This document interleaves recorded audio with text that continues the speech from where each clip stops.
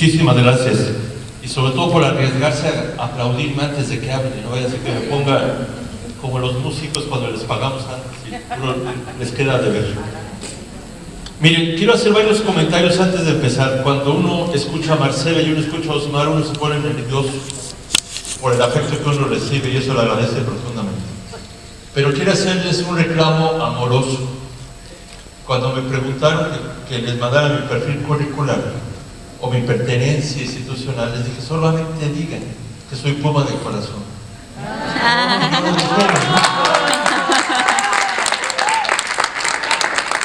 Ahora, y no es únicamente broma, y no es únicamente porque le voy a los Pumas, que además le voy a los Pumas, y más ahora que están también, y que están de líderes generales, sino yo me siento parte de la Universidad Nacional Autónoma de México.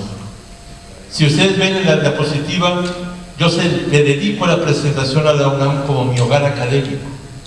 Yo nunca diría que la UNAM es mi alma mater. ¿Por qué mater y no pater?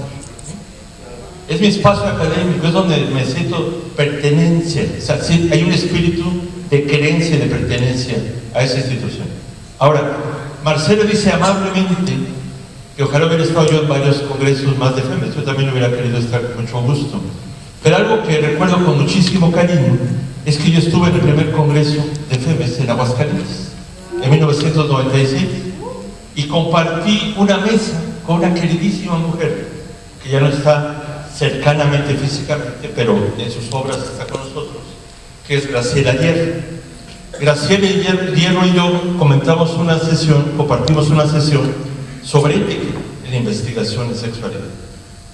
¿Quién me iba a decir que 19 años después sigo reflexionando sobre el tema? Quizá porque todavía no lo entiendo.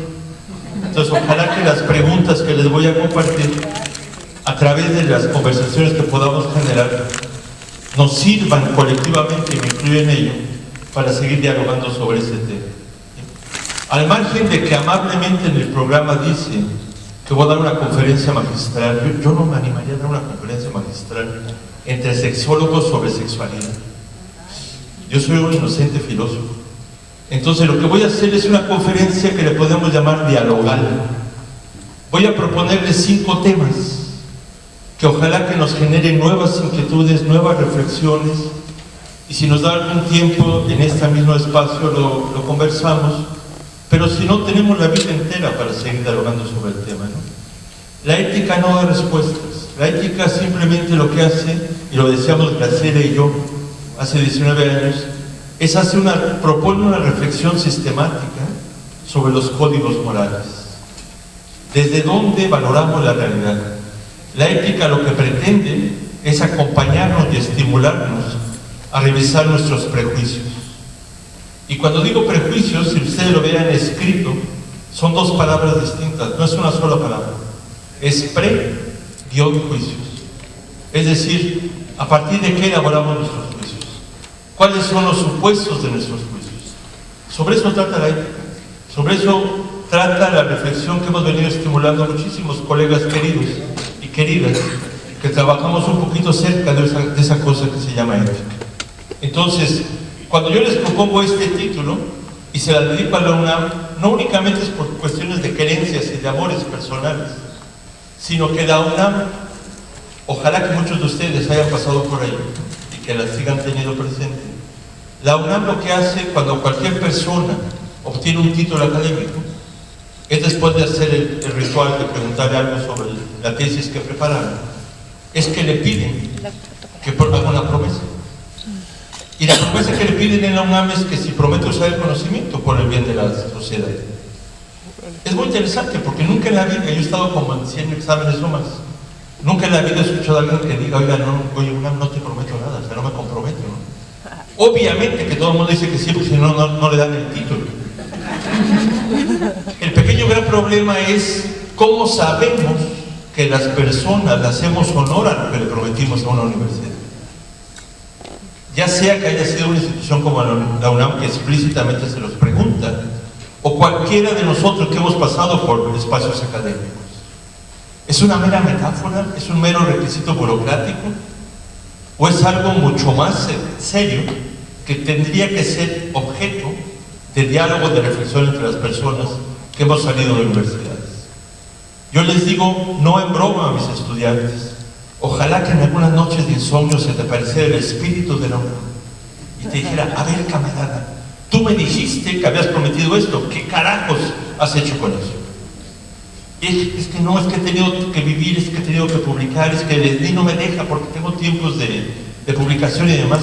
Tú me prometiste que ibas a hacer esto. Y aparte estudiaste, por ejemplo en el caso de la UNAM y en otras muchas, con recursos públicos. No te cobré un centavo por compartir el conocimiento. ¿Qué te cuesta a ti compartir el conocimiento? Entonces, lo que voy a tratar de hacer, y espero que el tiempo me dé, les voy a desarrollar algunas ideas, no son ninguna receta, sobre 5 aspectos relevantes que considero para abordar el tema de compromisos éticos y políticos de la investigación sobre sexualidad.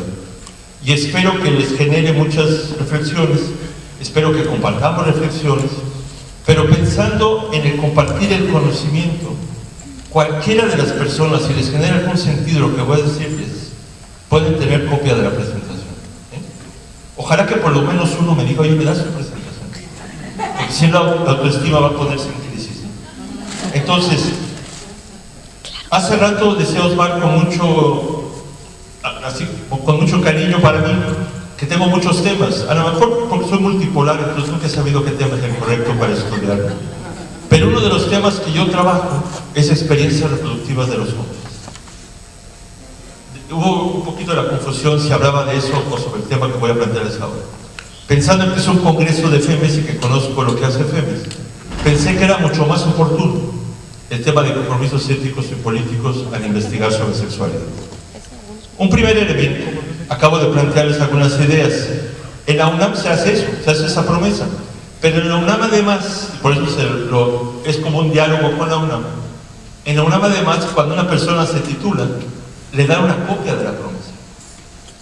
Yo le digo a mis estudiantes, no, a mí no me causa ningún problema se pasa a pegar en tu casa el título y que todo el mundo sepa que tienes ese título, ¿no? Pero ojalá que pegaras junto al título la promesa y que te acordaras de vez en cuando que prometiste, sobre todo para darle contenido a las promesas. ¿Cuántas veces no hemos escuchado a políticos diciendo, prometo servir a la patria? Y en teoría sabemos que la sociedad le puede demandar a los políticos qué ha hecho con esa promesa que hizo. Pero yo no sé si ustedes sepan que la sociedad le podría demandar a los egresados de universidades como la UNAM qué han hecho con la promesa. Porque la misma UNAM le dice, ¿lo prometes? Sí, lo prometo, dice cualquier estudiante. Si así lo hicieras, como le dicen a los políticos, que la sociedad te lo festeje, que te lo reconozca, pero si no, que la sociedad te lo demanda. ¿Se imaginan? Ya no que aparezca el espíritu de la UNAM, sino que cualquier persona le dijéramos a un egresado de una universidad, oye, ¿qué has hecho con el conocimiento? ¿Realmente lo has utilizado para el bien de la sociedad? ¿O ha sido para puro beneficio personal? Para que se dé una idea, yo he rastreado muchas promesas que se hacen en diferentes universidades. Y en esta que aparece en la pantalla, ojalá que se alcance a ver, es un ejemplo de 2 tipos de promesas. Piensen de qué tanto les genera sentido para quienes estudian sobre sexualidad. En la Facultad de Psicología se le dice a los estudiantes, prometes cumplir los preceptos éticos en vigor del psicólogo, pugnar por mantener los más altos niveles de calidad científica, profesional y académica en las tareas que se le encomienden y poner lo mejor de su capacidad al servicio de su universidad, de su país y de la humanidad. Nadie dice que no, insisto. Pero ¿qué significa esto en la práctica? ¿Qué significa poner los más altos niveles de calidad académica, profesional y además cumplir los preceptos éticos de la disciplina? Hace un momento platicaba yo con Paco Delfín sobre el elemento de los códigos de ética. Los códigos de ética no son mandamientos, no son reglas inflexibles, son invitaciones para que los sujetos tengan presentes cuáles son sus compromisos a partir del tipo de investigación, del tipo de intervención que llegan a hacer. en el oficio en el que están formándose. En la Facultad de Ciencias Políticas, que es donde llevo trabajando más tiempo que cualquier otro espacio de la UNAM, nunca he podido incidir en el cambio de la promesa. Y es una de las promesas que menos me gustan, porque simplemente dicen servir a la patria. No es que sea poca cosa servir a la patria, pero ¿cuál es el contenido? ¿Cómo la gente interpreta servir a la patria? Por eso, en la propia UNAM hay un campus que es Aragón. Cuando uno se titula en el campus de Aragón de sociólogo, cualquiera que sea el nivel, vean ustedes la segunda promesa, que es de lo más interesante. Le recuerdan al estudiante, por si no sabían, se está titulando de sociólogo o socióloga, ejercer la profesión de la sociología la compromete o lo compromete a realizar tareas que contribuyan a la promoción del cambio social con justicia y equidad, preservando la libertad de los individuos. Me parece una frase maravillosa. Soy doctor en sociología. Pensar en eso me parece encantador. Pero ¿cómo le pido yo cuentas, no en términos así de monitoreo, sino dialogado a una persona que se está ejerciendo la sociología en esos términos? Porque después de recordarle qué es la sociología, le dicen: ¿protesta usted de ejercer la profesión de sociólogo con fundamento en lo anteriormente citado? Es decir, yo podría preguntar a un egresado de sociología, a una egresada de sociología: ¿qué tanto has hecho para trabajar por el cambio social con justicia y equidad, respetando la libertad de los individuos? Eso fue lo que le prometiste a la universidad. Una de las cosas que pregunto a continuación para cerrar el primer tema es: ¿cómo se interpretan esas promesas? En muchos espacios donde he hablado de las promesas universitarias, y espero que no les pase a ninguno de los aquí presentes, ha habido personas que me dicen: oye, ahora que lo dices, me acuerdo que yo prometí algo, pero no me acuerdo exactamente qué. Le digo: qué grave está eso. Porque eso quisiera decir, o pareciera estar diciendo, que la promesa fue un mero requisito protocolario. ¿Cómo le hacemos? No para monitorear a los sujetos, después pidiéndoles informes de lo que hacen con su conocimiento. Yo les propongo la reflexión al revés. ¿Cómo le hacemos para que antes de que se titulen tengan claro un proceso de conciencia social? Y de que ese conocimiento no es únicamente un privilegio del sujeto, sino es un privilegio definitivamente que necesita, que merece, que por lo menos la universidad espera que uno lo comparta. Hace pocas semanas salí a un viaje y estaba en la cola en la línea para documentarme. Iba yo a Francia, iban dos estudiantes delante de mí, me di cuenta por su conversación. Iban platicando, uno iba a Italia, estaban haciendo un posgrado, y ella iba a España, iba a Roma, perdón. Y entonces de repente me di cuenta que eran egresados de la UNAM. Y entonces, sin yo buscarlo, pues escuchaba la plática en una fila, uno va pegadito. Y de repente él le dice a ella: ¿sabes qué es lo malo de la UNAM? Cuando dijo lo malo de la UNAM, mis orejas se hicieron más grandes. ¿Qué se traen contra la UNAM? Dice: lo malo de la UNAM es que no te enseña a cobrar.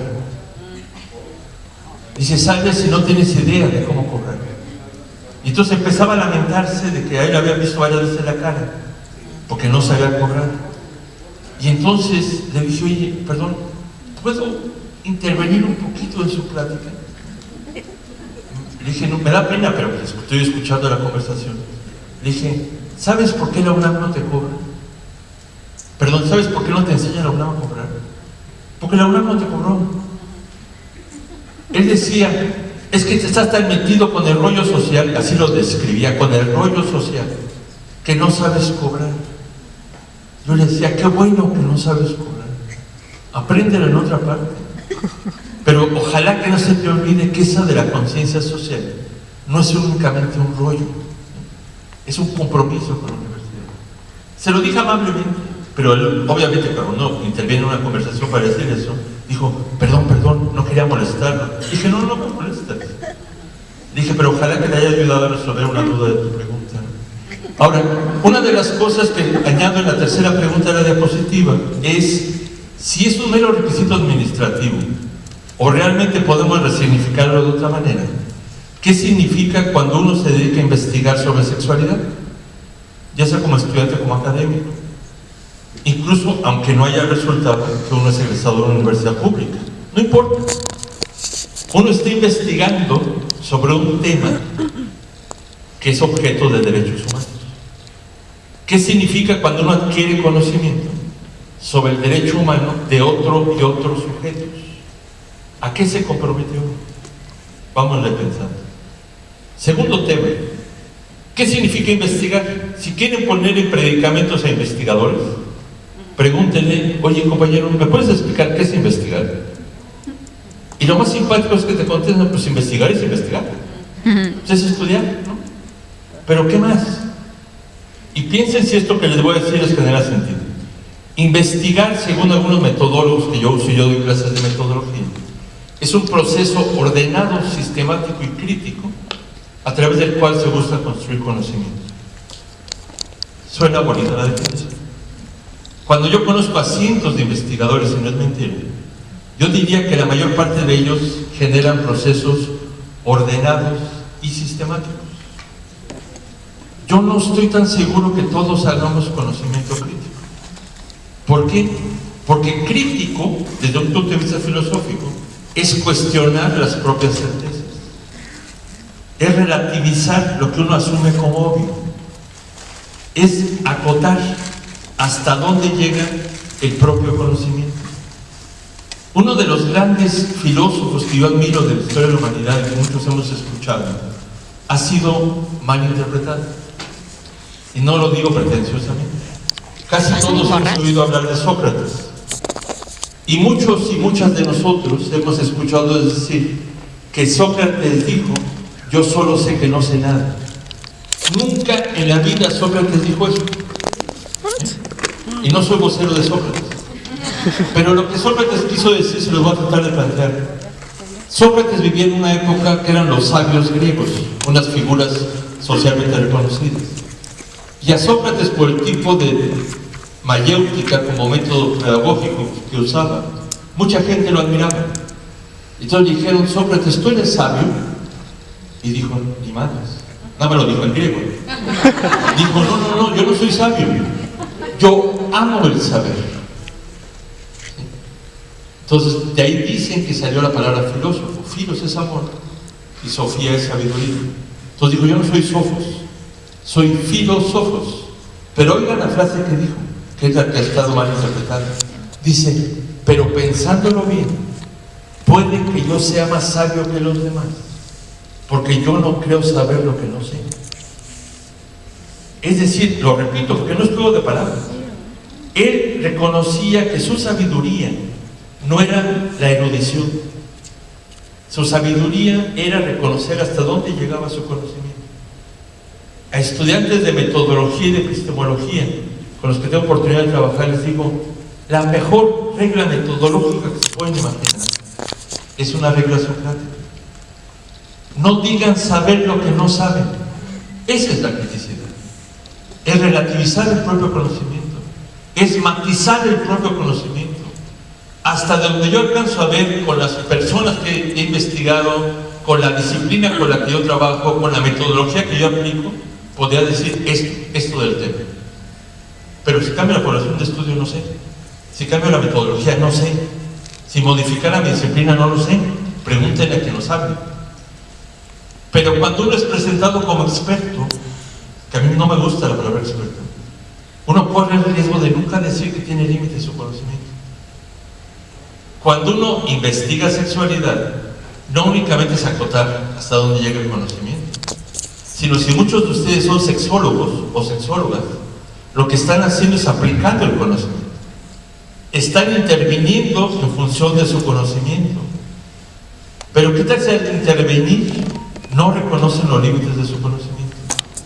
Tiene implicaciones éticas. Tantos de los aquí presentes hemos aprendido desde niños y niñas que echando a perder se aprende. ¿Qué pasa cuando uno echa a perder con sujetos humanos que tienen derechos en su sexualidad? Y en buena parte eso tuvo que ver porque uno no acotó los límites de su conocimiento. ¿Cómo le digo a alguien que me consulta como experto que no sé sobre lo que él está pidiendo de algún acompañamiento? Pues ya dejó de ser experto. Eso parecía muy fácil cuando uno es investigador. Uno acaba matizando muchas cosas. Y por eso muchos investigadores a veces no les gusta dar entrevistas a periodistas. Porque a veces los periodistas quieren respuestas definitivas. Y si uno le dice, mire, podría ser por aquí o podría ser por acá. Entonces, ¿por cuál se inclina? ¿Por aquí o por acá? Por ninguna. No, pues dígame por una. O sea, el periodista no le sirve que uno le diga, podría ser por aquí, podría ser por acá. Entonces, cuando yo pongo acá, una de las frases más fascinantes que me he encontrado en la historia de mis lecturas era del medio. No sé quién es el autor de la cita, pero me parece excelente. El texto dice, si fuera objeto sería objetivo, pero como soy sujeto, soy subjetivo. El pequeño gran problema epistemológico es cuando creemos que no somos objetivos. Uno es más objetivo mientras más conciencia tiene de su propia subjetividad. Es decir, uno es más crítico, porque a mí no me gusta la palabra objetivo, mientras más conciencia tiene de que en aquello que está hablando influye su propia subjetividad, influye su propia ideología, influye la propia preferencia sexual, influyen los aprendizajes de sexo-género. Pero si yo pretendo decir que yo soy neutro, no soy humano. Los humanos no somos neutros, los humanos somos humanos. Y los humanos tenemos historias que subyacen como prejuicios a nuestros juicios. No es ningún problema tener prejuicios. El problema es creer que no tenemos prejuicios. Lo que invita a hacer la ética es por qué no concientizamos cuáles son nuestros prejuicios. Y yo les digo a mis estudiantes, ¿por qué no tratan de hacer explícito desde dónde están hablando? Con eso es un avance metodológico impresionante. Y una de las cosas que vale la pena explicitar es por qué investigamos sobre sexualidad. ¿Para qué investigamos sobre sexualidad? Acabo de leer una frase aquí afuera que me pareció maravillosa. Dar las gracias después de tener sexo, eso sí es educación sexual. Me pareció encantadora. Yo trabajo mucho con las compañeras de Católicas por Derecho a Decidir y problematizamos la manipulación del discurso religioso. Y esas queridas camaradas impertinentes tienen un póster que me fascina que dice: ama a tu prójimo como a ti mismo. Usa condón. ¿Sí? Esa es una forma de entender los mandamientos en el sentido más humano del término. Por eso, una de las cosas que les pongo en la diapositiva como compromisos éticos y políticos es por qué investigamos sobre sexualidad. Hay muchos estudiantes de posgrado, de licenciatura, que hacen trabajo de campo, investigando algún tema de sexualidad. Cuando yo les pregunto, camarada, ¿para qué estudias sexualidad? Porque me quiero titular. Es perfectamente válido. ¿Sí? Sin embargo, les digo, oye, pero eso que necesitas, ¿te vas a dedicar a sexología? No, nada más es por curiosidad, quiero ser sociólogo y se me ocurrió investigar sexualidad. Oye, camarada, pero para estudiar sexualidad en campo tienes que hablar con personas, con sujetos, tienes que documentar cosas, pero el sujeto me dice, claro, así aprendí. Oye, pero tú has pensado en las consecuencias para el sujeto entrevistado de aquello que le estás entrevistando.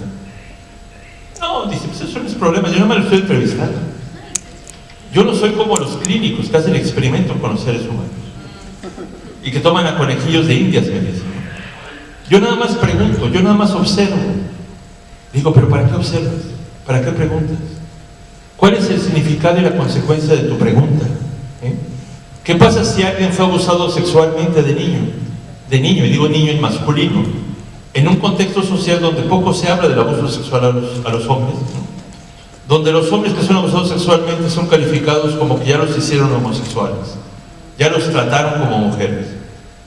Y entonces de repente puede que un hombre que fue abusado ni siquiera sabe que fue abusado. Es decir, ni siquiera sabe ponerle palabras a aquello que vivió. Porque los filósofos del lenguaje, yo he hecho filosofía del lenguaje, suelen decir que lo que no se nombra, uno acaba creyendo que no existe. Pero esa frase yo la parafraseo, valga la redundancia, diciendo, lo que uno cree que existe, uno cree que existe en función de cómo lo nombra. Entonces, que un hombre sea violado no siempre es tan reconocido, incluso como posible experiencia. Aunque un hombre sea penetrado abusivamente, no siempre se nombra como que fue violado. Entonces hay niños masculinos, en términos de genitales, que son violados, o que son abusados, como en los casos de pederastia, y que ni siquiera tienen palabras para describir la experiencia vivida. ¿Qué sucede si su mejor recurso en la vida, bueno, cuando, si acaso lo llegaron a nombrar, hay adultos que les van a decir no lo digas, porque van a pensar que ya eres puto, porque van a pensar que ya eres homosexual? ¿Y qué pasa si se lo digo a mi madre y mi madre me dice no, para nada, o sea, tú aguántate, pero es que fue mi papá? No, peor todavía, no hagas un escándalo. Entonces tú aguántate, para eso eres hombre. ¿Qué pasa si ese sujeto se lo guarda en el lugar recóndito de su disco duro para tratar de sobrevivir a la experiencia vivida? Y de repente, años después, llega un estudiante, un investigador, y empieza a hablar de violencia sexual y genera cierta empatía en el sujeto, y el sujeto dice, pues mire, se lo voy a contar. Y empieza a contarle, empieza a recordar el caso, le duele el asunto, lo llora, lo sufre. Y de repente el investigador o el estudiante que no sabía que eso podía pasar o que nunca lo anticipó, más que no saberlo, le dice, oiga, dispénseme, mejor ya me voy, dispense que lo haya molestado. A mí me dan ganas de que el investigado le diga, oiga, cabrón, no te vayas. Si no sabías, ahora me dejas como estaba. Es decir, ¿para qué investigamos sin anticipar compromisos éticos con lo investigado? Ahí vienen varias respuestas. A lo mejor investigamos para controlar eventos. Perfecto. Es un proceso de empoderamiento del investigador. Pero el investigado o la investigada tiene derecho a empoderarse con la investigación. Es probable que investiguemos para documentar exclusiones sociales. Y a lo mejor atinadamente seleccionamos a la población excluida. Pero esa población excluida tiene derecho a conocer los procesos a través de los cuales fue excluida. Los investigadores le devolvemos el conocimiento a los investigadores. Una pregunta que le hago a todos mis estudiantes cuando se doctoran, se maestrizan o se obtienen maestría o licenciatura en cualquier universidad, no únicamente en la UNAM, es ¿qué vas a hacer con el conocimiento adquirido? ¿Qué vas a hacer con el conocimiento que obtuviste a través de que te dieron información? ¿Lo vas a devolver? De repente dicen, oye, ahora no lo había pensado. Yo no me pensaba dejar en la biblioteca de la universidad la tesis. Oye, ¿no tienen derecho los investigados a empoderarse a través de la investigación? Paulo Freire decía, no hay mayor proceso de empoderamiento que saber de uno mismo. Los griegos decían, conócete a ti mismo. Y si tuviera perspectiva de género, hubieran dicho, conócete a ti mismo. La pregunta es, ¿para qué investigamos sobre sexualidad? Muchas de las veces, como dice la última frase, para estimular nuestro empoderamiento, pero no necesariamente el empoderamiento de los investigados. En ese tenor, yo hablo mucho del poder de la investigación y del poder que se genera en la investigación. Es decir, en la diapositiva pueden encontrar 3 ejemplos de cómo los que investigamos, cualquiera que sea el tema, nos podemos empoderar a través de la investigación. Por el conocimiento que generamos sobre la otredad, por las intervenciones que podemos ir identificando y diseñando, y por estar entrenados para el encuentro de la investigación. Sabemos qué hacer en un encuentro de investigación en muchos casos.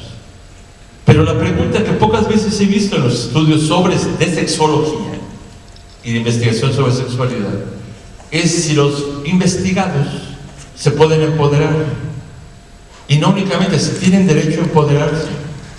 Es probable que una forma de empoderarse es por sentirse acompañados o acompañadas en el proceso de que están siendo investigados.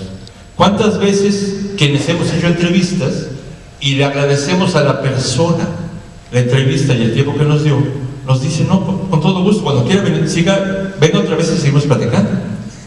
Hay ocasiones en que el periodo de platiqué no se lo había platicado a nadie. Entonces, con toda confianza, yo creo que una entrevista honesta, digna, cuidadosa, respetuosa, es un acompañamiento de empoderamiento.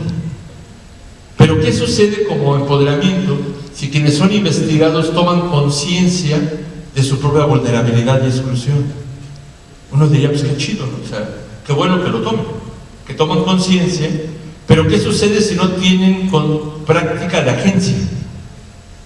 Es decir, es probable que yo estaba más tranquilo cuando no me daba cuenta que estaba siendo excluido.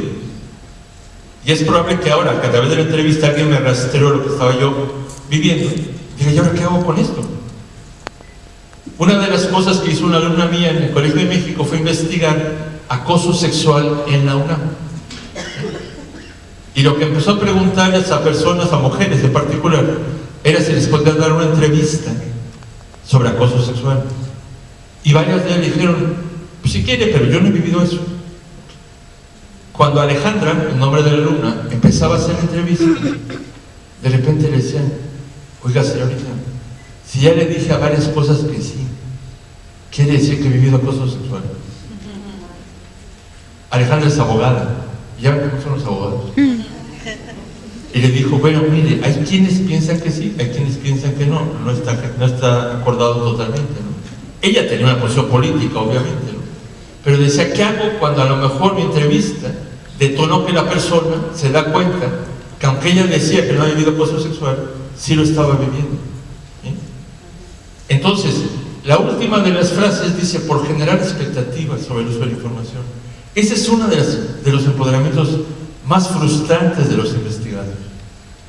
Muchas veces quienes hacemos investigación obtenemos la entrevista prometiéndole que se va a hacer una política pública, servicios de quién sabe qué, a partir de la situación que está viviendo.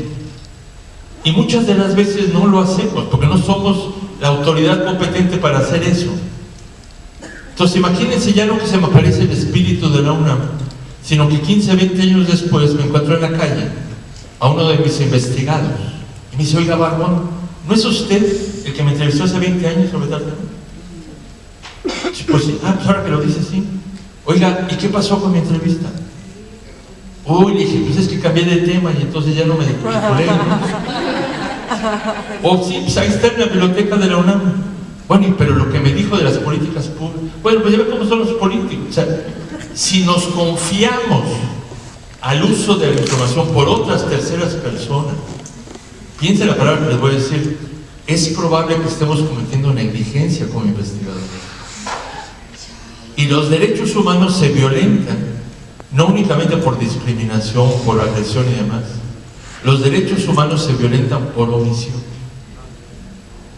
Es probable que investigadores, al documentar cosas y al no comprometerse con lo que están investigando de manera explícita, estén cometiendo omisión y potencialmente estén violentando derechos humanos de otros, o legitimando la violencia de sus derechos humanos.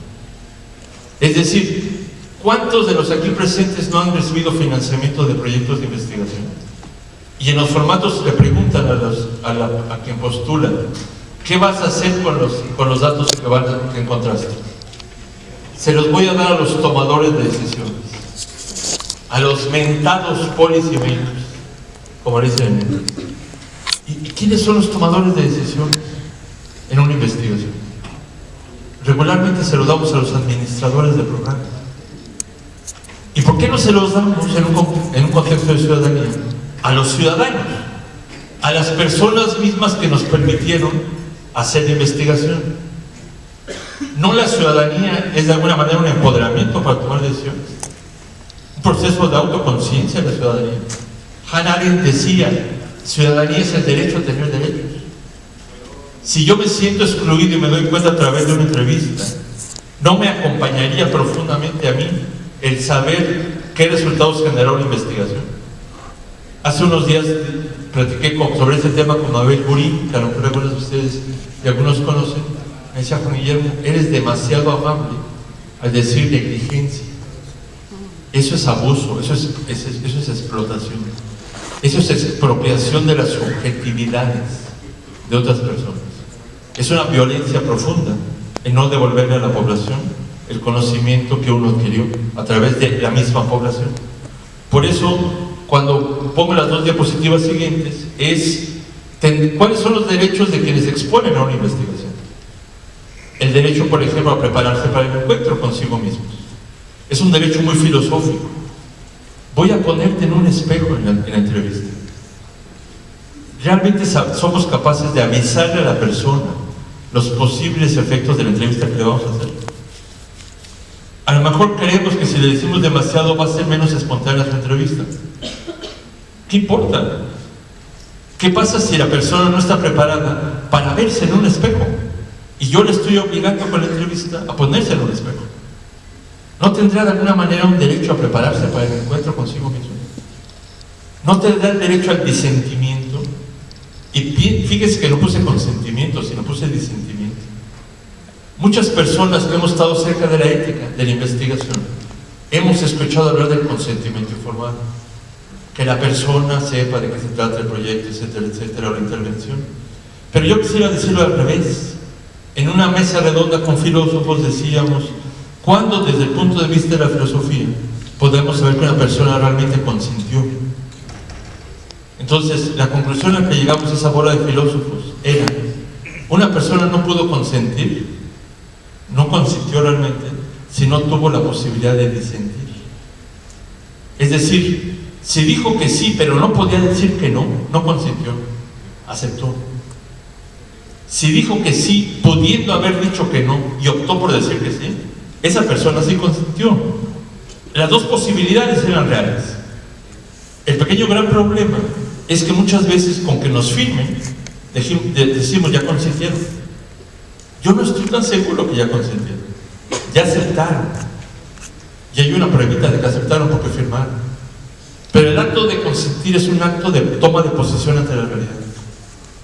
Entonces, ese es un ejemplo. No voy a listar todos precisamente por el tiempo, pero vean la última. Yo creo que un derecho de los investigados es estar expuestos a investigaciones honestas, sensibles y rigurosas. Ojalá que quienes hacemos investigación tuviéramos un filtro para que alguien evaluara de manera honesta qué tan honesta, sensible y rigurosa es el trabajo de investigación que estamos haciendo. Ahora, curiosamente, quienes hablan de la ética y la investigación regularmente hablan de los derechos de los investigados. Pero yo he publicado textos sobre los derechos de los investigadores. No es únicamente el derecho del investigador o del investigador.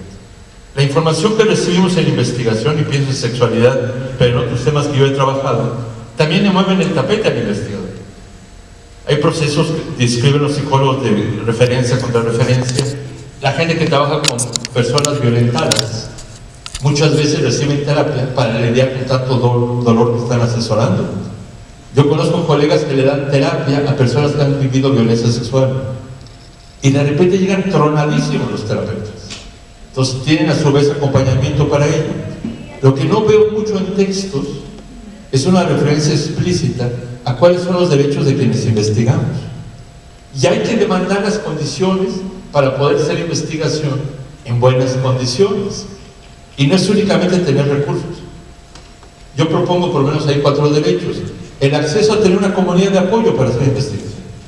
El derecho al conocimiento crítico como algo viable dentro de las condiciones laborales. Es decir, que no me censuren, que no me repriman, que no me corran, como mencioné a mí hace 21 años, cuando hice un trabajo crítico en la Secretaría de Salud. Es decir, la evaluación ética de mi cotidianidad. Una de las cosas que digo en cuanto a Congreso puedo, y lo voy a decir ahora, es que el Sistema Nacional de Investigadores prostituye la investigación. Porque nos obliga, a quienes hacemos investigación, a centrarnos en la publicación como fetiche. Y aquí hay analistas del fetiche, así es que les doy un tema de investigación. Pero una de las cosas que habría que problematizar epistemológicamente es cuál es el compromiso de ser investigador. El compromiso principal no es publicar. El compromiso principal de la investigación, si me creen la definición de que es un proceso crítico, es ser crítico. El compromiso central de un investigador es problematizar, es reflexionar. El que publique no es sinónimo de que reflexione.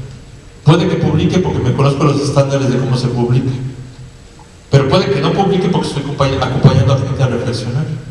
Y si yo me dedico a acompañar a la gente a reflexionar y no publico, me bajan del SNI.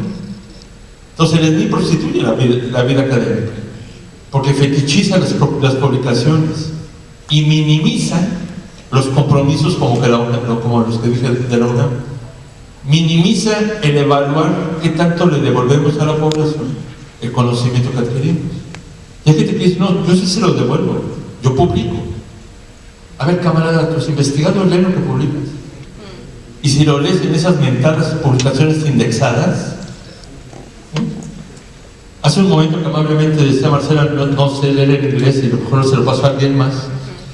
Si yo publico en inglés lo que escribo e investigo en México, mis investigados algún día se enteran de que hay una revista indexada y que van a ir a consultar en internet y quién sabe qué. Hay una omisión tremenda. Entonces, uno de los derechos del investigador, diría yo, es que sea evaluada éticamente su cotidianidad. Y el SNI no evalúa éticamente la cotidianidad de los investigadores. Tercer tema. Hace rato les decía, investigar sobre sexualidad no es cualquier cosa. No es investigar sobre cómo se viste la gente, no es investigar sobre una cosa de la moda, es investigar sobre un dinamismo del ser humano. Un dinamismo del ser humano que es objeto de derechos. Y ese dinamismo del ser humano, cuando hablaba yo hace rato de los prejuicios, muchas veces se aproxima desde las cosmovisiones de quienes investigamos. Eso es una evidencia para todo el mundo.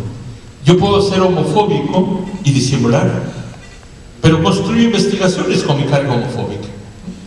Yo puedo tener una serie de referencias culturales y demás, y desde ahí construyo mis investigaciones. De repente yo puedo tener buenas intenciones y leer que tal evento sexual es una patología, y lo investigo como patología. Ojalá que nadie de los aquí presentes se olvide del 17 de mayo de 1990. Y que no se les olvide que pasó el 17 de mayo de 1990, que acaban de cumplirse 5 lustros de eso. Fue el día que la OMS reconoció que la homosexualidad no era parte de las enfermedades mentales. Pero la OMS decía que era parte de las enfermedades mentales y se investigaba con esa concepción de que era un problema de enfermedad mental. Curiosamente, el 4 de diciembre tengo una invitación para un evento que va a conmemorar críticamente los 50 años del Concilio Vaticano II. Y en el Concilio Vaticano II se acordó, y ojalá que escucharan bien esto, que la propia Iglesia Católica decía que iba a revisar sus enseñanzas morales en función de los avances de la ciencia. Oigan esa frase. Las enseñanzas morales de la Iglesia, la propia Iglesia dijo que las iba a revisar en función de los avances de la ciencia.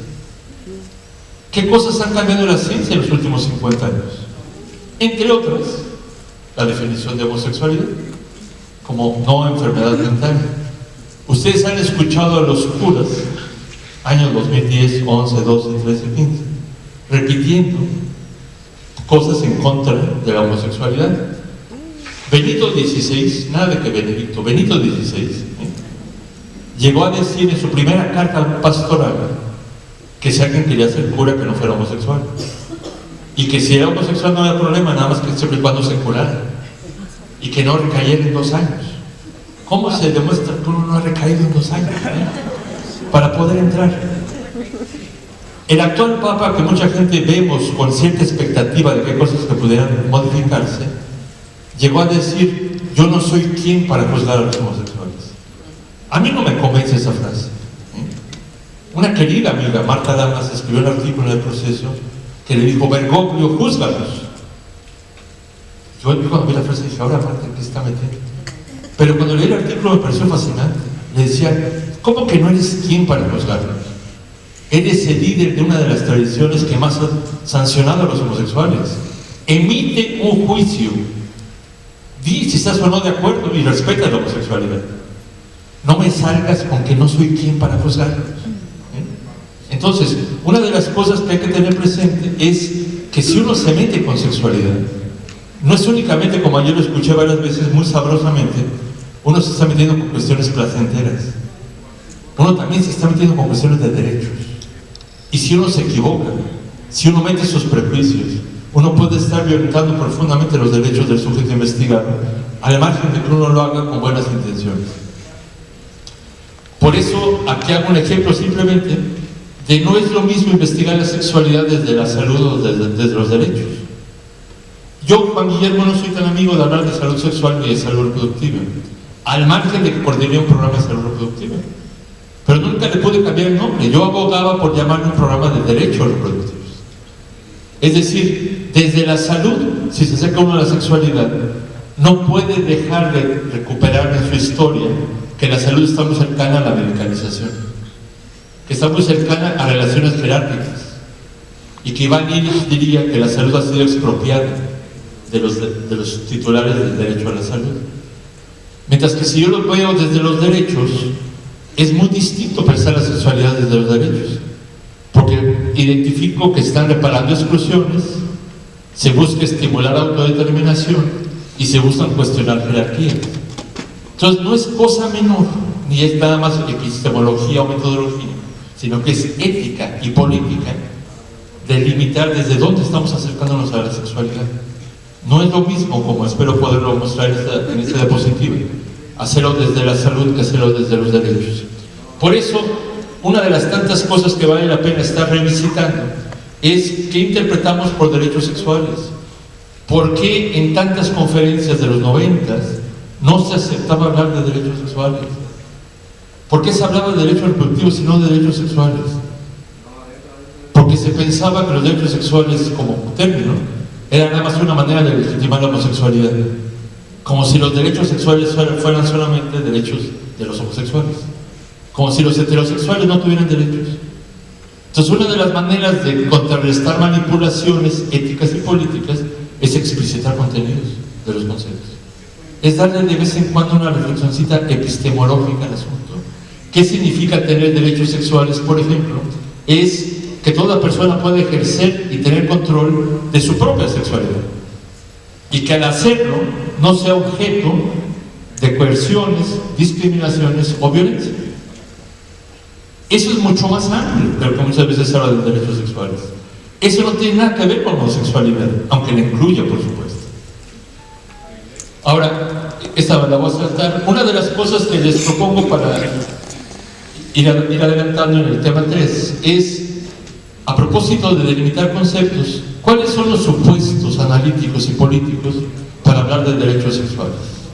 Y una cosa interesantísima, yo hace unos días le escribí a una hermana, a quien Marcela tiene como amiga también, que venía a un congreso donde anunciaban noticias 700 sexólogos. Y me dice esta hermana, híjole, ¿cómo serán las fiestas de 700 sexólogos? Yo no fui a la noche, así es que me la perdí. Pero le dije, híjole, si tú supieras de qué se tratan los talleres. Dije, aunque no fuera sexóloga, andarías por aquí, ¿no? Pero una de las cosas que se trabaja mucho en la sexología, y todos ustedes lo saben, es la conciencia del cuerpo. Pero algo que poco se reflexiona en investigación, por lo menos quienes trabajamos con hombres, es la conciencia del cuerpo y la conciencia de los otros cuerpos. Y el ejercicio de los derechos sexuales pasa por mi cuerpo y por otros cuerpos. Es decir, una de las cosas claras del ejercicio de la ciudadanía en la sexualidad es repensar y resignificar el cuerpo. Yo le digo a mis queridas colegas feministas, ustedes me perdonarán, pero los que trabajamos con hombres nos vamos a robar su consigna de mi cuerpo es mío. Porque la propuesta de mi cuerpo es mío fue el principal recurso para que las mujeres tomaran conciencia de su cuerpo, lo conocieran, lo disfrutaran, se apropiaran del mismo. ¿Cuándo lo hemos hecho los hombres de esa manera? ¿Cuándo hemos tomado conciencia del propio cuerpo? Yo no sé qué tantos de los aquí presentes y de las aquí presentes les gusta nadar, pero la próxima vez que naden, sobre todo si saben nadar, si no, no vayan a ahogarse. La próxima vez que naden, cierren los ojos y traten de sentir su cuerpo sin moverse. No se van a hacer un manotazo para que sentir el cuerpo, no. Traten de sentir el cuerpo estando en el agua. Cuando lo logren, es una experiencia orgásmica. ¿Sí? Ahora, es más frecuente que nos bañemos a que nademos, mientras no seamos uno de los clavadistas que se pasan en el agua todo el tiempo. La próxima vez que se bañen, al rato, mañana, cuando sea, báñense con los ojos cerrados y traten de racionalizar cada movimiento que hacen al bañarse. Es decir, uno se baña de manera mecánica. Yo me lavo el pelo un día sí, un día no, y hay ocasiones que me baño y digo, ya me lavé el pelo, no me lavé el pelo. Hoy me tocaba. Y a veces digo, bueno, si acaso lo hice y no pasa nada, me lo vuelvo a lavar. Porque es tan mecánico el baño que uno a veces no lo racionaliza. Pero cuando uno lo racionaliza, uno descubre elementos de su cuerpo que nunca lo había imaginado. Un día me dieron un masaje en Sudáfrica Y me dijeron, dura 3 horas. Dije, una torre, que dura 3 horas, ¿no? ¿Qué van a hacer en 3 horas? No era un masaje erótico para que lo vayan imaginando. Me dicen, es que media hora es masaje en los ojos. Media hora masaje en los ojos. Fue una cosa espeluznantemente grata. Descubrí una parte de mi cuerpo que nunca en la vida me había tocado, y es facilísimo tocarse el ojo. Y descubrí que tenía sensibilidad en los ojos. Entonces, una de las cosas que pongo en la diapositiva es, para hablar de derechos sexuales desde la ética y la política, es hacer explícito cuáles son las categorías detrás de los derechos sexuales. Y pasa por el cuerpo, pasa por el ejercicio ciudadano, y pasa por los sujetos titulares y pasivos de los derechos. Es decir, los sujetos titulares parecía que para todo el mundo podía ser más o menos fácil de identificar de qué estoy hablando. Los sujetos pasivos del derecho son los responsables de asegurar las condiciones de posibilidad para que los titulares ejerzan derechos. Entonces, eso es muy interesante si regreso a la cuestión católica. Un queridísimo teólogo colombiano escribió un artículo que publicamos en un libro con en el pueblo con Graciela Hierro hace ya 20 años, donde él demuestra, oigan esto para que les hagan talleres de placer y vulva y esas cosas maravillosas que tienen los cuerpos humanos. Este colega hace una reflexión de que desde la teología católica el placer sexual es un bien en sí mismo, el placer sexual. Entonces no únicamente no viene al caso prohibirlo, sino que debe promoverse. Desde la teología católica lo documenta. Y era el presidente de la Asociación Internacional de Teología. Cuando yo leí el texto a los 40 años, dije, me lleva la chingada. ¿A quién demando? Porque nadie me contó esa historia. Y me formaron en una tradición católica. Es decir, ¿quién era el sujeto pasivo del derecho que tenía que asegurarme el derecho que yo tenía a disfrutar de mi placer sexual? Y puede haber cientos de omisiones, pero si uno lo documenta sistemáticamente, las omisiones son objeto de demanda. Pero muchas de las veces, en lógicas pasivas y jerárquicas, esperamos que alguien nos asegure los derechos. Mientras que desde la lógica de la ciudadanía y de la agencia, yo soy corresponsable de la generación de las condiciones de posibilidad para ejercer mis propios derechos. Por eso les pongo aquí esquemáticamente posibles atentados a los derechos. No quiero darles reglas ni enseñarles a atentar a los derechos. Más bien lo que les propongo ahí es cómo identificar cuando alguien está atentando a mis derechos. Porque una de las cosas perversas de los sistemas culturales es que muchas personas no se dan cuenta que sus derechos están siendo violentados. Entonces los que los violentan pues se lavan las manos con toda la facilidad del mundo. Esto ya lo mencioné, pero paso rápido a la última del apartado 3. Muchas de nosotras hemos escuchado hablar de la Declaración Universal de los Derechos Humanos. Cumplió 67 años, fue en el 48. Pero muchos teóricos y activistas, teóricas y activistas, han llegado a decir que los derechos no son universales. Y los políticos dicen, claro que son universales, ahí está la Declaración Universal de los Derechos Humanos. Los derechos se aspiran a ser universales, no son universales. Si en el 48 hubo esa declaración y ya fueron universales, ¿para qué hubo necesidad de conferencias mundiales de la mujer? ¿Para qué hubo necesidad de la Convención para eliminar todas las formas de discriminación contra las mujeres? ¿Para qué hubo tantas cosas que han habido en los últimos 67 años? Porque esos derechos en teoría son universales, como una utopía son universales. Yo no puedo decir a un homosexual, me cae que tienes derechos, lástima que no los puedes ejercer, pero los tienes. Es una broma de pésimo gusto. Lo que dice un queridísimo amigo mío, teórico, dice, si no puedo ejercerlos, no los tengo. Por eso los teóricos, las teóricas y las activistas llegan a decir, hay que construir la universalidad. Mientras más personas sean reconocidas en sus derechos, uno se va acercando más a que sean universales. Pero no dar por hecho que la universalidad es el punto de partida. Es el punto de llegar, el punto de aspiración.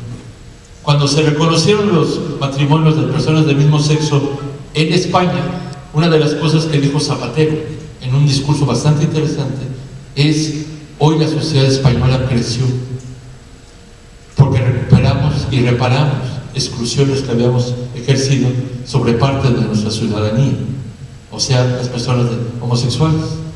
Entonces, por eso concluyo el apartado 3 diciendo, una de las cosas que me fascina de la investigación es que puede ser una estrategia de ciudadanía. En la medida en que recupera las voces de los sujetos que investigan. Pero al ser potencialmente un acompañamiento de ciudadanía, puede ser una traición a los ciudadanos. Porque si yo me vuelvo un intelectual funcional, orgánico, es probable que genere investigación de la ciudadanía y se la dé a los políticos que ejercen poder sobre la ciudadanía. Y puede estar legitimando prácticas que tradicionalmente han marginado a los ciudadanos. Imagínense que yo investigo el tema de dónde se reúnen los homosexuales en San Francisco y descubro que se reúnen en los baños públicos y se lo doy a las autoridades y las autoridades cierran los baños públicos. Los homosexuales que me dieron información me dirán, oye maestro, ¿qué onda? Es decir, y a nosotros, ¿por qué no nos compartiste la información? ¿Por qué no nos pediste permiso hasta para compartir la información que generaste y obtuviste con nosotros? El cuarto tema tiene que ver mucho con algo que alguien me recordaba ayer, que hablé hace 19 años y me sorprendió su buena memoria, que es, no únicamente investigamos, sino, bueno, yo sí investigo, pero la mayor parte de las personas aquí presentes intervienen. Y a mí se me hace muy espeluznante intervenir, y lo admiro a quienes intervienen, pero siempre recuerdo una de las cosas, hace rato que les decía de la educación sexual. No es lo mismo educar desde el educare que educar desde el educere, y se los paso al costo como reflexión ética. Etimológicamente, educare significa guiar, conducir y dirigir. Si yo voy a una ciudad que no conozco, consigo un guía de turistas y me lleva así de la mano, o una guía escrita y yo trato de seguir, porque me está conduciendo, me está dirigiendo. Pero la responsabilidad de a dónde llego es de quien dirige, no necesariamente de dirigir. Si se equivoca, él se equivocó, yo no sabía de ese lugar, ¿no? A lo mejor mi error fue confiar en esa persona como que sabía. Pero el educere es totalmente diferente. El educere es una lógica de dialogar, es una lógica socrática, es una lógica freiriana. Paulo Freire decía, si un educador o educadora cree que no tiene que aprender nada del educando, está prostituyendo la educación. Algo que me fascina de la educación es eso, o de la docencia, que uno siempre sigue aprendiendo cuando tiene los oídos abiertos para lo escucha. Entonces, en una lógica de educare, yo soy el que sé y te digo para dónde tienes que irte. En una lógica del educere, los dos sabemos algo, los dos tenemos diferentes experiencias. Si conversamos, interactuamos y si sí nos escuchamos, es probable que los dos salgamos enriquecidos del medio. Una cosa que les decía ayer en un cine debate era Sócrates, no sé si ustedes sepan, Sócrates era hijo de una partera. Y Sócrates decía que su oficio de filósofo se parecía de su madre como partera. Porque decía, mi madre no pone el producto en el vientre de las mujeres. Su único trabajo, único, no lo dice despectivamente, es ayudar a que el producto salga en las mejores condiciones posibles. Yo, filósofo, decía Sócrates, yo no pongo el conocimiento en las personas. A través de dialogar con ellos y ellas, lo único que hago es ayudar a que el conocimiento salga en las mejores condiciones posibles. El educar es conductivo, es directivo. Las responsabilidades de los errores son de quien dirige. En el educere se respetan los derechos de los sujetos. Yo te acompaño dialogando, cuestionando, reflexionando, compartiendo conocimiento para que te apropies de tu cotidianidad. Yo no decido por tu cotidianidad. Yo tengo muchos estudiantes que me platican dilemas y me dicen, Juan Guillermo, ¿tú qué harías? Y cuando somos amigos les digo, ¿qué te importa? Esa es mi bronca. Cuando yo veo el problema, veré qué hago. Pero me lo estás preguntando, yo te ayudo a pensar el tema, no a resolverlo. Tú decides, al final de cuentas, tu asunto. Por eso cuando les pongo aquí dos estrategias en tensión, es que yo veo a gente muy bien intencionada, pero que a veces exageran en la lógica del educar. Y el educar tiene el riesgo de caer en el paternalismo. Yo sé, yo soy el experto, yo soy el sexólogo, la sexóloga, y tú no sabes y te voy a decir qué es lo que tienes que hacer. Entonces te voy dirigiendo, te sobreprotejo, ignoro tus capacidades, impongo comportamientos violento libertades y al final de cuentas dificulto que asuman responsabilidades. Es que mi sexólogo me dijo que hiciera esto. Es que mi sexóloga me sugirió tal cosa. A ver, maestro, esa es una lectura aproximada para acercarse al tema de la sexualidad. Pero si yo me acerco desde el eduche, la lógica es totalmente distinta, porque es acompañar procesos de empoderamiento, es contribuir a que el sujeto tenga conocimiento de causa de lo que está haciendo y asuma responsabilidades. Abogados y abogadas que puedan andar por aquí saben que un atenuante para una decisión es cuando yo no tenía conocimiento de causa. Pero si tengo conocimiento de causa, soy responsable de lo que estoy haciendo. ¿Cómo nos aseguramos que el sujeto tiene conocimiento de causa? Diría Sánchez Vázquez que el sujeto puede manejar sus propias acciones, pues conociéndolas. Y al final de cuentas, conociendo las propias acciones, dirían algunos filósofos, uno se puede hacer cargo de sí mismo o de sí mismo. Por lo tanto, les digo, ética y políticamente es abismalmente diferente apostarle al educare que al apostarle al eduche.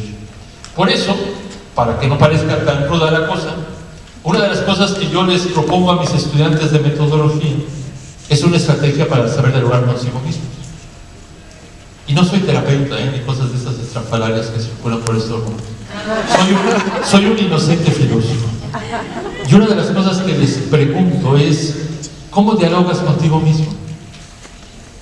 Pero ¿cómo dialogas contigo mismo? No es pararte en un espejo y decir al espejo, oye espejito, ¿quién es el más chido? Y si no soy yo, te madreo. No, es cómo pensar realmente lo que yo les llamo hacer talleres de otredad filosófica. Les pongo dos ejemplos. Por ejemplo, piensen cualquier investigación que ustedes tengan, cualquier intervención que hayan hecho, que yo les preguntara, o que se preguntaran a sí mismos, ¿cómo tratarías de convencer a alguien, por ejemplo a ti, de que no es pertinente ni relevante estudiar lo que piensas, quieres o imaginas investigar?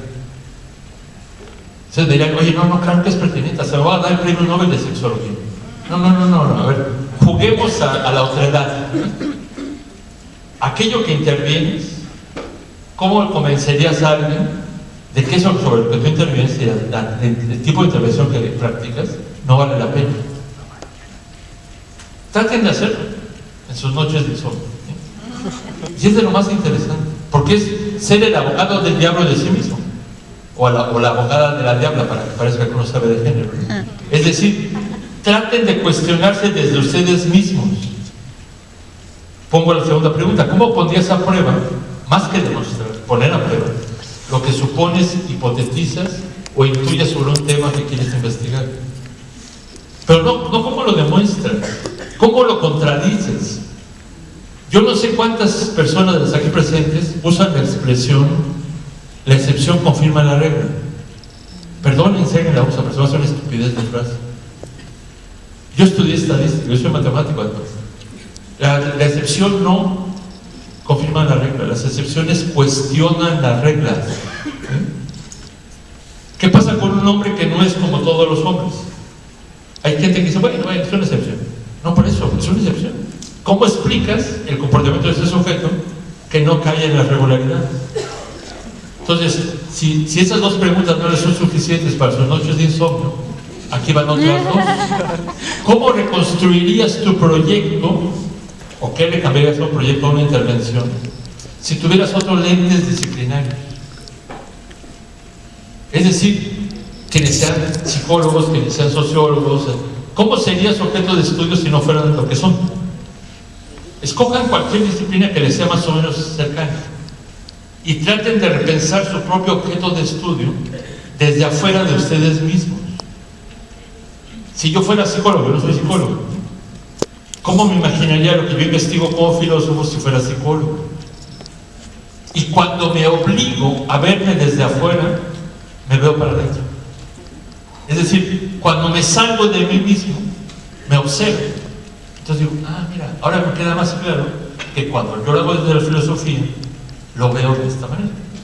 Pero la única forma de verlo es saliéndome de mi ser filósofo, es quitándome la etiqueta de ser filósofo y viéndole de una disciplina de la que no soy.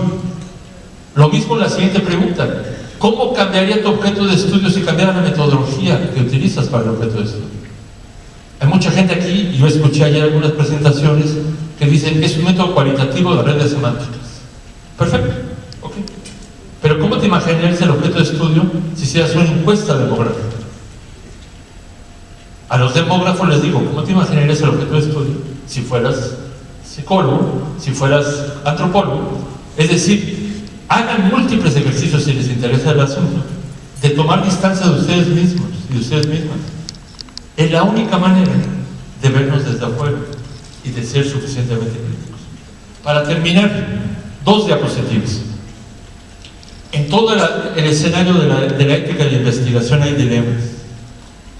Y de eso hablaba hace 19 años, con Graciela y yo. Y una de las cosas que mucha gente ha tratado de resolver de los dilemas o prevenir con los dilemas es hacer códigos de ética, comités de ética y formar éticamente a los investigadores. Pero al parecer se está privilegiando que los pares se evalúen entre sí, que otros sexólogos evalúen a otros sexólogos, que filósofos evalúen a otros filósofos, y así le hacen los sistemas de investigación y todos esos. Pero de repente quien queda invisibilizado es la persona investigada. Pareciera que no es fácil incorporarlo a la lógica de los comités de ética. Entonces, no es el tema de los comités de ética, pero quisiera ponerle nada más 2 diapositivas en términos de que los dilemas éticos se generan porque hay diferentes cosmovisiones entre los actores que participan en una investigación. Si les genera sentido, ¿cómo contrarrestamos, o más bien, cómo tomamos en cuenta las diferentes cosmovisiones que tienen los sujetos que participan en una investigación? Otro origen de los dilemas es porque hay un ejercicio del poder diferencial. No somos iguales los investigadores y los investigadores. Y muchas de las veces los investigadores abusamos de la jerarquía que nos da el ser investigadores. Y eso detona problemas de investigación. Le decimos al investigado, cuando quiera retirarse, se puede retirar. ¿Cuánto realmente se retira? Es una frase meramente protocolaria. Habría que decirles a los investigados como dicen los policías, cuando se supone que deben decir los policías. Tiene derecho a guardar silencio. Cualquier cosa que diga puede ser utilizada en su contra. Pero por usted mismo, es decir, tenga cuidado de lo que me dice. Y puede que yo, investigador, necesitaría decir, oiga, espérate, se me hace que está metiendo mucho ruido lo que estoy preguntando. Pero uno está engolosinado con la investigación y a veces explota la investigación. Otro origen de los dilemas éticos es que hay expectativas y preparaciones diferentes para encontrarse, que eso ya lo mencioné. Hay una vulnerabilidad muy asimétrica. Los investigadores nos formamos para lo que somos. ¿Quién se forma para ser investigador? Muchas de las veces nos enfrentan a una situación que no sabíamos, y quizá de haber sabido que íbamos a verla, hubiéramos dicho que no. Por eso, además, tenemos percepciones diferentes de los derechos. Por eso, para terminar, es casi como un regalo por los 20 años de FEMES. Yo diría, ¿cuáles son los compromisos de una comunidad académica como FEMES? Esa frase ya no se la puse. Yo diría que quienes hacen el compromiso de una comunidad académica es generar conocimiento. Eso es obvio. Segundo, devolver la información. Eso no es tan obvio. Y no únicamente a los tomadores mentados de decisiones. Tercero, cuestionar quiénes son los tomadores de decisiones. Cuarto, hacer investigación sobre la investigación, sobre los abusos de poder, sobre las relaciones jerárquicas. Y quinto y último, acompañar a los protagonistas de una investigación, para que puedan monitorear el poder de quien investiga y para estimular el empoderamiento de quienes son investigados. Muchísimas gracias.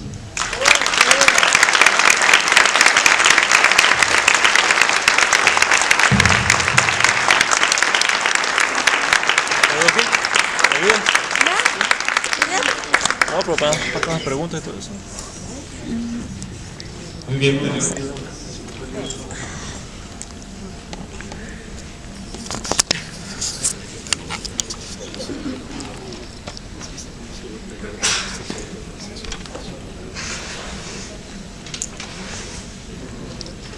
Dijo que podemos pedir a después, tío, ¿verdad? ¿Es memoria?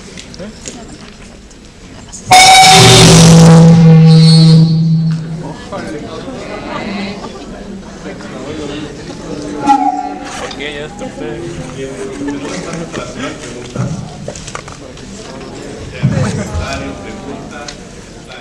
espléndida conferencia desde Guillermo. Hace reflexionar mucho. Entonces tenemos una pregunta. Buenos días. Vengo de la ciudad de Puebla, soy médico internista. Agradezco mucho a la persona que me invitó a este congreso, pero creo que la plática de hoy es más allá de lo que mi capacidad esperaba. Estuvo espléndida. Y hay muchas cosas. Yo también hago investigación, pero investigación clínica. Y hay dos cosas importantes que nosotros como médicos no hemos podido racionalizar. Evidentemente cometemos negligencia en la investigación, porque al final nosotros hacemos tesis porque es parte de la formación como el médico. Y entonces, efectivamente, nunca le dan seguimiento a lo que hacemos, y mucho menos le devolvemos a la sociedad lo que se hace. Otra situación acerca del SNI, efectivamente y completamente de acuerdo con lo que dijo el doctor, que prostituye la investigación. Además de que nosotros cuando hacemos investigación, si se nos califica si va a tener un impacto nacional, o si local, o si siquiera de nuestros centros donde estamos, o si es internacional. Y no solo eso, se nos pide para poder publicar que además sea una revista indexada con un grado de impacto alto para que nos sirva para calificar como investigaciones, como un investigador de nivel dentro de la SNI. Y luego todavía eso, si no se nos menciona en otros artículos hechos por otros investigadores, entonces nuestra investigación ya no sirve. Creo que esto ayuda muchísimo a la reflexión. Magistral esta plática hace llevar a la reflexión, y creo que habrá que leer más de esto, reflexionar más sobre esto, y pues no encuentro otra palabra. Magistral. Que hagan una fila, por favor. Sí. ¿Hacemos una fila? ¿Nos ponemos allá? Sí, por favor. Sí, de preferencia, para también el tiempo, hacemos una ronda de 3 preguntas y luego hacemos un comentario. Bueno, alguna conclusión de lo que me quedó en toda esta directa conferencia es que el investigador debe ser un reivindicador, ¿sí? Reclamar los derechos de los que no lo pueden hacer en base a toda esa investigación que hizo, porque si no la hizo, entonces es una falta de ética. ¿Para qué se quedó con él? Otro que tú decías en relación con las promesas, si no se cumplen, se convierten en el pasado, y como decía Ikram Antaki, que es el pasado, es el cementerio de las ilusiones perdidas, promesas incumplidas y futuros que no llegan. Yo soy médico, estoy de acuerdo con la compañera, porque muchas de las investigaciones que hacemos pues no sirvieron para nada, porque no corrigieron los problemas que estamos nosotros mencionando desde el punto de vista de la medicina, y entonces no ejercemos como debe ser, pero a veces no depende de nosotros, sino que pasan a ser parte del baúl de los recuerdos o del archivo del olvido, lo que estamos diciendo, y no corregimos nada en ese momento. A mí me queda muy claro todo eso que tú dijiste, y yo pensamos que todo sin necesidad de tener metodología de la investigación o caer en ella. Curiosamente todos somos investigadores, porque la curiosidad nos hace preguntar, discernir, auscultar, ver, comparar, hacer estadísticas, sacar nuestras conclusiones como ciudadanos para precisamente establecer un reclamo de lo que tenemos derecho. Por eso cada día tenemos más conciencia ciudadana, porque hace tiempo éramos súbditos. Ahora estamos adquiriendo conciencia ciudadana, estamos aprendiendo a ser ciudadanos y reclamar nuestros derechos. Y este foro precisamente es para tener conciencia de reclamar nuestros derechos. Gracias.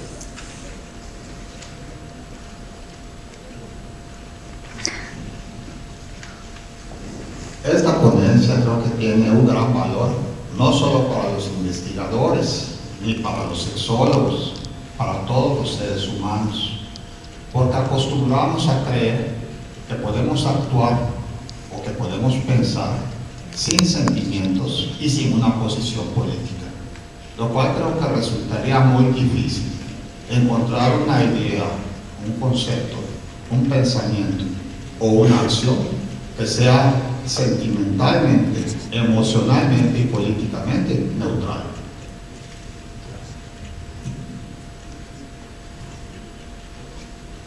Miren, de lo que acaban de comentar, no tengo más que agradecer. Es uno de los mayores halagos que le pueden decir a una persona como la que está aquí sentada. Es que lo que dice hacía pensar. O sea, a final de cuentas esa es la intención. Una de las definiciones más ricas que yo escuché estando en la universidad, que era filosofía, era la reflexión ordenada, sistemática y crítica sobre las obviedades. Entonces, cuando el último compañero incluso decía, no únicamente por investigadores y demás, sino para cualquier ser humano, es uno de los halagos más gratos que puedo escuchar. No sé si alguien quiera hacer alguna otra. Adelante. Buenos días. Yo quería preguntar si podría abundar sobre la evaluación sobre la cotidianidad del investigador. Sí, pensando en lo que acaba de decir el segundo compañero, de que el investigador podría ser un reivindicador de los derechos de los investigados. Yo creo que la investigación, si la definición que les propuse les generó sentido, es un proceso ordenado, sistemático y crítico de diferentes temas de la cotidianidad. La epistemología, que es una palabrita que algunos usamos mucho, por lo menos yo, para mucha gente es una palabra medio dominguera. La epistemología lo que busca es asegurar que aquello que yo estudio, lo estudio con los métodos y los medios acordes a lo que estudio. Un ejemplo muy trivial que pongo regularmente es: yo no investigo microbios con telescopio, ni investigo astros con microscopio. Tiene que haber coincidencia entre lo que investigo con lo que voy a usar para investigar. Cuando la gente evalúa a los investigadores, y lo que acaban de decir los dos compañeros, la primera y el tercero, es muy doloroso. No importa lo que hayas investigado, es dónde lo publicaste y quién te cita. No, espérate. ¿Para qué lo investigaste? Yo buscaba atender un asunto de la cotidianidad, influir, o sea, el que lo publique en una indexada a no indexada, modifica cómo cambia la realidad. No. Entonces, por eso insistí yo de los fetiches de las publicaciones. Se asume que el investigador es que tiene 2,000 artículos, 80,000 citas, quién sabe qué, quién sabe cuánto. Un día fui comentarista de un investigador. Yo estuve a punto de carcajear cuando lo estaba presentando. Que decían, imagínense hoy 13 de hoy, lo presentaban en el proyecto de tal, es el investigador más citado en ese tema, y hasta hoy a las 7 de la mañana tenía 82,000 citas. Yo decía, ¿quién